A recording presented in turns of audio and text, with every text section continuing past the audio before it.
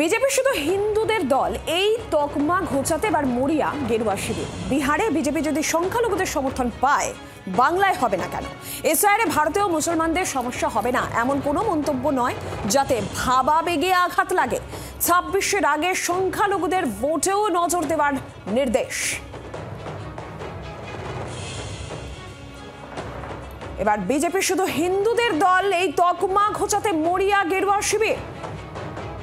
BJP বিহারে যদি সংখ্যালঘুদের সমর্থন পায়, বাংলায় হবে না কেন? এসআইআরে ভারতীয় মুসলমানদের সমস্যা হবে না এমন কোনো মন্তব্যই করা হবে না, যাতে ভাবাবেগে আঘাত লাগে।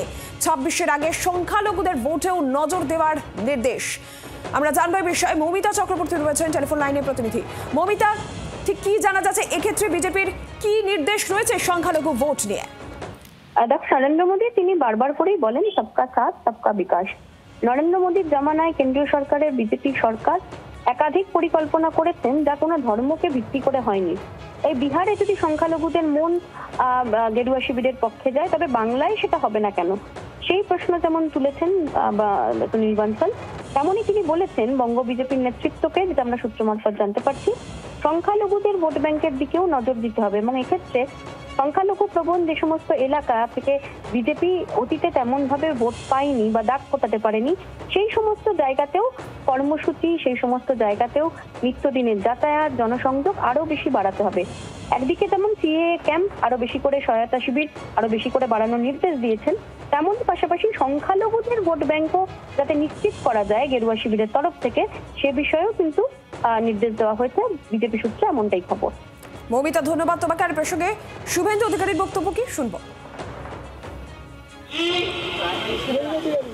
বৃহত্তর সনাতনী জোট, রাষ্ট্রপতি মুসলিম,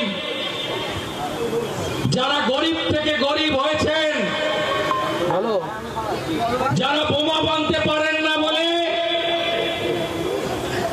সুযোগ সুবিধা থেকে বঞ্চিত হয়েছেন, আসুন জোট বাঁধুন, তাড়ান।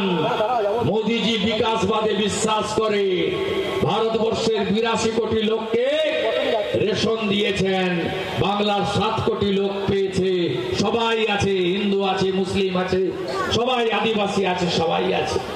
আসুন একজোট হয়ে তাড়ানোর সময় এসেছে।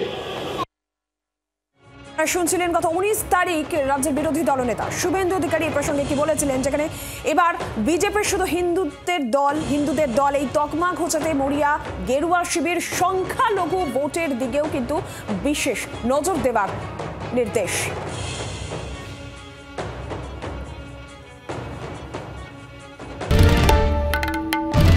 বাংলার আওয়াজ, বাঙালির আবেগ, জি 24 ঘন্টা।